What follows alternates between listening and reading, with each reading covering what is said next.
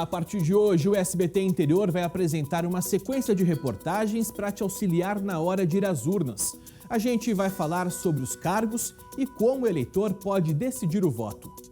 Começamos te mostrando que a falta de conhecimento e de intimidade de boa parte da população com a política e com o papel dos parlamentares em particular pode fazer você escolher pessoas erradas para te representar.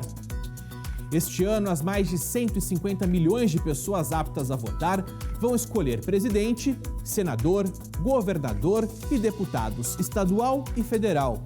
O detalhe é que uma pesquisa revela que muitos eleitores são influenciados por outras pessoas na hora de definir o voto.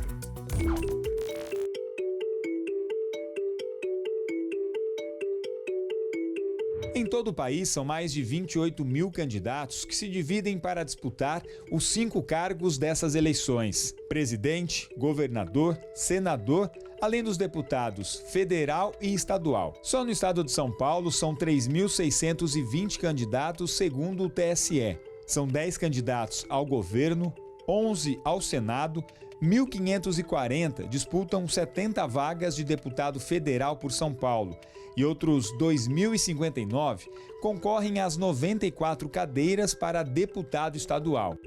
Com tantas opções, principalmente em relação aos deputados, qual será a estratégia do eleitor para escolher? A gente tem que analisar o histórico dele, né, para ver o fundamento da vida dele como que é, né, para a gente poder votar para ele. Eu analiso para a região, para trazer melhoria para a região. Eu analiso o perfil do candidato, né?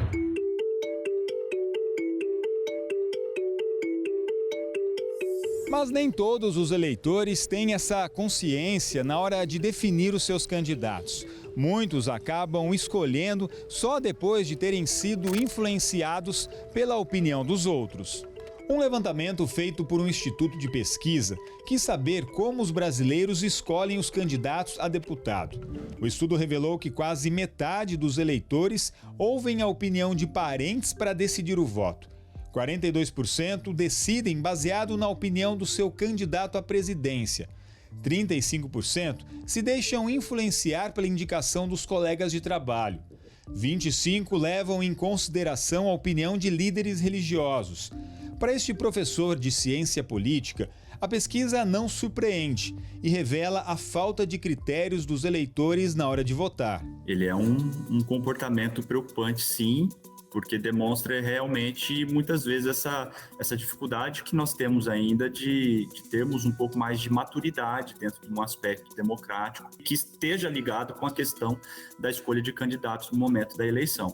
E não só disso, né? A falta, muitas vezes, da fiscalização e do acompanhamento das atividades de quem foi escolhido, porque quando se tem uma escolha aleatória, muitas vezes, né, ou por indicações, etc., você perde o contato, porque na verdade você não entende exatamente qual é o propósito daquele cargo e muitas vezes nem das propostas daquele político. Então o acompanhamento também não acontece depois, o que é prejudicial para ver o desempenho desse candidato nas próximas eleições.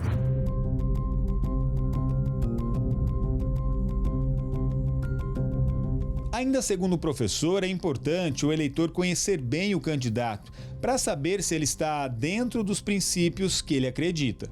Acho que podem colocar pelo menos 3 requisitos importantes que a gente precisa analisar, especialmente quando se trata de deputado federal e estadual, e a importância que ele tem dentro do cenário. A gente precisa olhar o histórico do candidato, a gente tem que verificar se há uma certa semelhança com aquilo que a gente compreende em termos de, talvez, ideologia, de pensamento, né, de bandeiras que são defendidas, se ele é um candidato, talvez, daquela região que possa trazer algum tipo de benefício para uma localidade específica.